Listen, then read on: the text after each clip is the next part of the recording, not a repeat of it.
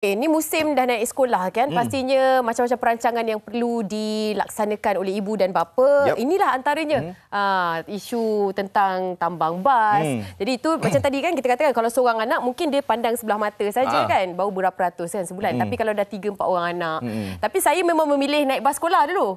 Sebab dia memang takkan lambat. Betul. Bas sekolah on time. Ngam-ngam memang sampai kita takkan lambat. Yelah kalau kita naik dengan keluarga ni ada yang lambat kat situ, ada yang lambat kat sini kan. Okey, cerita dia kita nak tanya tentang isu tambang, isu-isu yang lesen lah. Maknanya bagi mereka yang bawa, tadi kita nampak ada van putih, van biru kan, bagaimana boleh ke sebenarnya dia bawa anak-anak pergi sekolah. Jadi macam-macam isu kita nak perhalusi. Betul. Jadi untuk itu kita nak kenalkan kepada anda semua dua orang tetamu kita. Saya rasa ini macam balance lah kan. Tetamu undangan kita pada hari ini kita bersama dengan Encik Azam Nizam Bahrun yang di-Ketua PIBG Sekolah Kebangsaan Seri Pristana dan juga SMK Sarjana Utama. Alright. Dan di ujung sana kita bersama dengan Haji Muhammad Harun Haji Muhammad Siddiq, Presiden Pertubuhan Kebajikan Industri Bas Sekolah di Malaysia. Okey, kita bersama dengan Tuan Azam. Boleh saya panggil Tuan Azam? Okey, Tuan Azam bersama dengan kita, wakil daripada pihak PIBG. Kita pastinya PIBG adalah satu tempat yang direct lah daripada ibu bapa tu terus saja. Segala jenis aduan, termasuklah aduan-aduan seperti ini. Apa antara isu yang sering kali dibangkitkan oleh para ibu bapa berkaitan dengan permasalahan ini? Mungkin Tuan Azam nak kongsikan terlebih dahulu.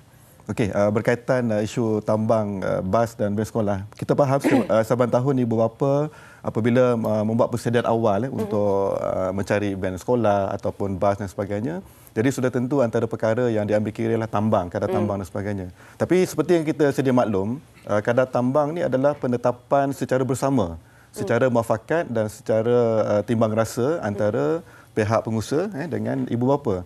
Jadi kalau kita ambil dari segi akta yang sedia ada, akta pencatutan yang memang tidak membenarkan mana-mana pihak mengenakan orang kata apa, pakatan harga. Jadi berdasarkan lokaliti, berdasarkan kepada mutu perkhidmatan yang disediakan.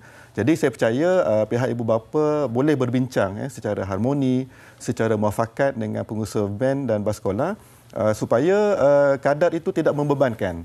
Jadi saya mengambil kira pandangan daripada sebahagian besarlah ibu bapa yang masih lagi orang kata apa terikat dengan macam tadi yang telah dikongsi dalam audio sebentar tadi, iaitu yang anak yang ramai daripada golongan B40 dan sebagainya. Jadi ini memungkinkan supaya mungkin usaha-usaha daripada pihak kerajaan sebagai contohnya, kalau kita lihat di Kuala Lumpur, pihak DBKL memberikan perkhidmatan secara percuma. Jadi mungkin kerajaan boleh ambil satu inisiatif yang baik.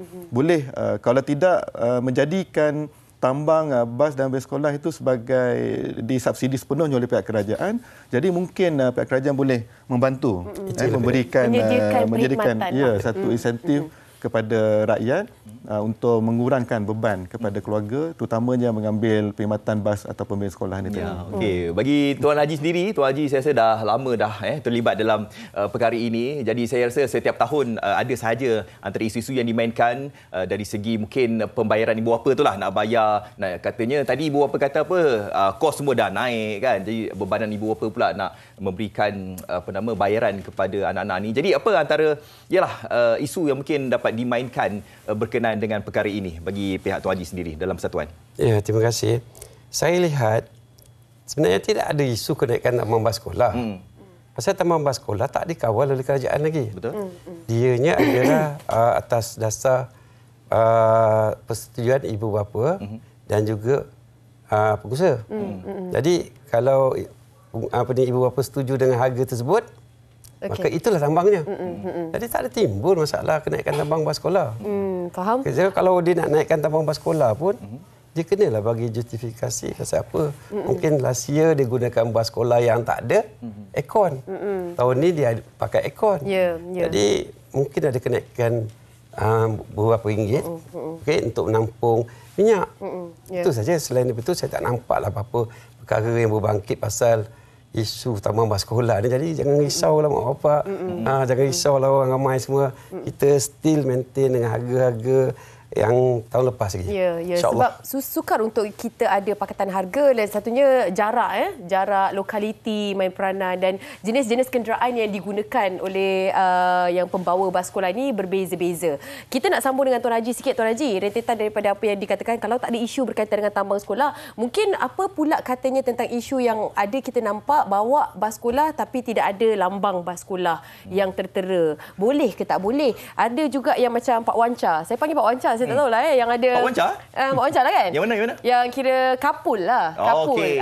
Naik kereta boleh 5-6 orang anak-anak kan. Tapi itu memang ambil dalam kawasan-kawasan taman kecil-kecil. Jiran lah. Jiran. Tapi mungkin bayarannya lebih rendah. Kan itu sebablah ibu bapa mungkin tak apalah memberi kepercayaan dan kesanggupan itu. Komen daripada Tuan Haji melihat isu ini bagaimana? Ini kita tengok isu ni dah berlanjutan bertahun-tahun. In fact, kita pun dah berbincang dengan Jabatan Pengangkutan Jalan untuk ambil tindakan. Tapi dewasa ni, modus operandi mereka ni lebih licik. Mereka menggunakan bantuan tontor. Untuk jika dah standby lah.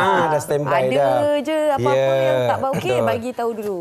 Jadi sebenarnya perniagaan bas sekolah ni kalau ditadbir urus dengan betul, pulangan dia alhamdulillah bagus. Ya, begitu juga kita cadangkan penganggur-penganggur supaya masuk industri ni. Ya. Jadi berbalik kepada isu bas yang tak berdaftar ni lah, kita panggil bas yang tak berdaftar lah kenderaan yang tidak berdaftar. Pasal dia ada kereta juga. Ada welfare dia pun ada juga. Ada. Jadi kita panggil kenderaan tidak berdaftar. Macam Tuan Azman cakap tadi, jika kita nak membendung kegiatan kenderaan-kenderaan tidak berdaftar ni, satu cara mudah dia.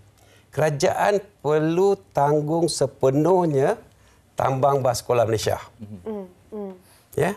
Jadi bila kerajaan tanggung sepenuhnya tambang bas sekolah Malaysia, isu ni tak akan bangkit lagi. Isu tambang ke, isu kenderaan haram ke tak akan timbul lagi. Ianya akan stop. Ya. Tetapi buat apa kita buang duit tu, dana tu kepada pengingitan kenderaan-kenderaan percuma. Macam bas percuma semua ni kan. Kenapa tak dana tersebut kita salurkan kepada bas sekolah? Kalau kita gunakan untuk perkhidmatan bas-bas awam, hanya pagi dan petang saja. Pagi dan petang saja. Kemudian lain pada waktu tu bas tu kosong. Ya. Kemudian kita pun tahu juga yang ramai naik bas-bas percuma awam ni adalah orang-orang warga asing. Bukan jadi Malaysia kenapa lah. itu? Kenapa tak dana tersebut kita bagikan kepada pengusaha-pengusaha bas sekolah? Dengan cara ini kita dapat meningkatkan mutu perkhidmatan yang lebih baik. Jadi kita tahu keselamatan tu. Itu dia.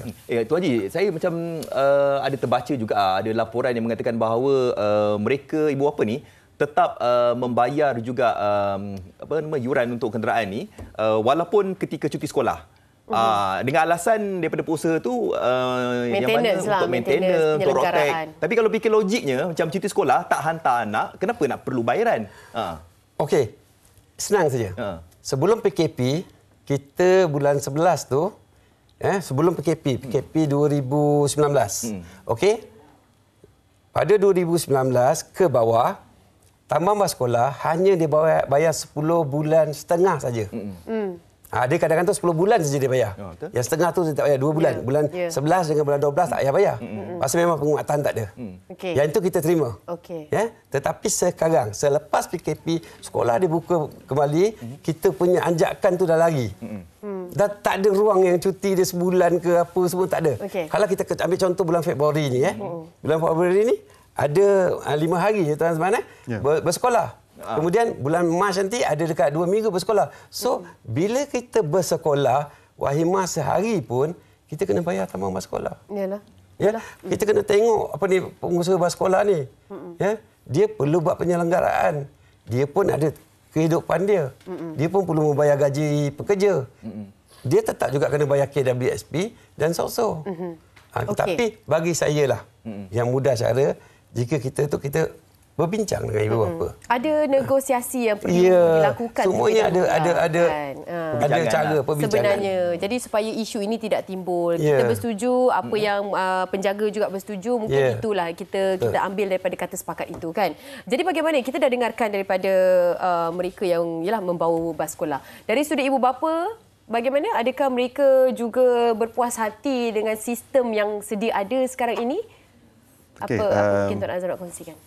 Saya sendiri memang melihat sebagai PIBG, contoh di tempat saya di Sarjana Utama, kita memang sentiasa bekerjasama rapatlah dengan Persatuan Band dan Bas Sekolah di kawasan kami di Sarjana Utama bagi memastikan sebab biasanya murid-murid yang mengambil perkhidmatan bas ataupun band sekolah ni boleh kata 1/3. 1/3 ataupun setengah daripada jumlah keseluruhan murid tu akan menggunakan band. Faktor daripada kebanyakan kita ibu bapa di kawasan bandar ni terutamanya memang bekerja. Jadi memang kita memerlukan perkhidmatan bas atau bas sekolah ini untuk membantu dari segi proses kelancaran anak-anak kita lah.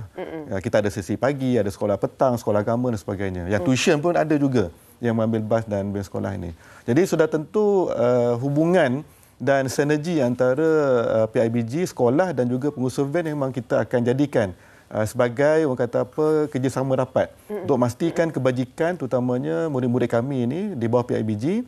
Jadi mereka yang mengambil perkhidmatan bas ini pertama kita amat berharaplah supaya ibu bapa mengambil yang berdaftar supaya dari segi keselamatan, dari segi keselesaan dan sebagainya memang terjamin lah. Cop, ada tak penglibatan PIBG untuk menghalang mereka yang tidak berdaftar untuk sebab parkirnya betul-betul di hadapan sekolah kan?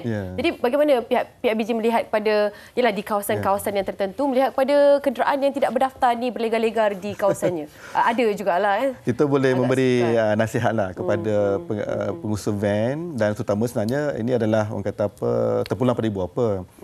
Sebenarnya ibu bapa pun mempunyai orang kata hak dan budi bicara. Kalau seperti yang kita tahu, kalau menggunakan perkhidmatan van yang berdaftar ini lebih selamat berbanding dengan yang tidak berdaftar ini. Satu dari segi faktor mungkin pelindungan dan sebagainya. Insurans tak cover. Risiko kemalangan dan sebagainya. Dah Alang bercakap tentang tadi tu yang mana mungkin ibu bapa yang masih lagi menggunakan pakai kenderaan yang tidak berdaftar ni untuk nak hantar ambil anak sekolah. Apa antara mungkin risiko-risiko yang mungkin bakal dihadapi oleh anak-anak mereka? Contoh kan kemalangan ke apa semua kan? Macam mana Tuan Haji? Kalau gunakan kenderaan tidak berdaftar ni kita tahulah kenderaan tu tidak insurans tak cover kalau berlaku apa-apa kesalahan ya. Jadi kalau kita gunakan bas sekolah yang berdaftar kita ada insurans. Okey. Kemudian kita tahu kenderaan tu kenderaan yang telah menjalani berkala di Puspakom. Pemandunya ada pemeriksaan setahun sekali dengan pihak hospital. Kemudian pemandu kita ni kebiasaan macam kita di pertubuhan ni kita ada sediakan kelas-kelas untuk meningkatkan pemanduan berhemah. Kita bekerjasama dengan kerajaan dan juga pihak-pihak tertentu untuk memberikan ilmu-ilmu pemanduan berhemah ni. Jadi kalau kita tengokkan perkara ni sebenarnya susah. Pasal apa? Bila kita tak ada bantuan daripada kerajaan untuk menangani isu kenderaan haram susah. So saya ingin cadangkan jugalah kepada Kementerian Pembangunan Wanita, Keluarga dan Masyarakat Malaysia supaya menguatkuasakan Akta Perlindungan Kanak-kanak. Dengan akta ni kita boleh kenakan tindakan kepada ibu bapa dan juga pemilik kenderaan-kenderaan haram ni. Jadi saya juga minta semua jabat JPJ negeri menguatkuasakan tindakan mementeras kegiatan. Saya juga minta kepada polis. Sebenarnya polis ni pun kalau dia orang dapat membantu, dapat menangani pasal setiap kawasan daerah dia kita ada IPD. Kita ada balai-balai polis. Jadi kita ada anggota polis yang ramai yang buat rondaan. Jadi dia boleh tahan kenderaan-kenderaan ni. Kita tengok van-van haram ni kadang bas kita ada satu sekolah tu kita ada 10 bas sekolah. Van haram ni kenderaan tak berdaftar ni ada kat 20-30. Dia lagi banyak. Tapi saya rasa lebih kepada kesedaran kepada ibu bapa lah yang perlu ada. Kalau tak ada permintaan, takkan ada tawaran itu. Jadi ibu bapa harus tahu yang kesannya adalah kepada anak-anak. Kalau kena tahan, anak-anak pun lambat, anak-anak pun kena tahan sekali sebab semua yang ada dalam kenderaan tersebut akan terlibat sama jika kena tahan. Kan benda kalau tak jadi lagi mungkin kita tak sedar kan. Kalau dah jadi nanti baru rasa kesannya. Okay, kita harapkan dapatlah. Ibu bapa sekarang ni duk fikir tentang nak kurangkan kos kan, tanpa memikirkan tentang keselamatan anak-anak. Okey, jadi terima kasih ucapkan kepada kedua-dua jemputan kita, Tuan Azam, terima kasih yang di-Ketua PIBG Sekolah Kebangsaan Seri Pistana dan juga SMK Sarjana Utama. Terima kasih juga Tuan Haji Muhammad Harun Haji Muhammad Siddiq, Presiden Pertubuhan Kebajikan Industri Bas Sekolah Malaysia.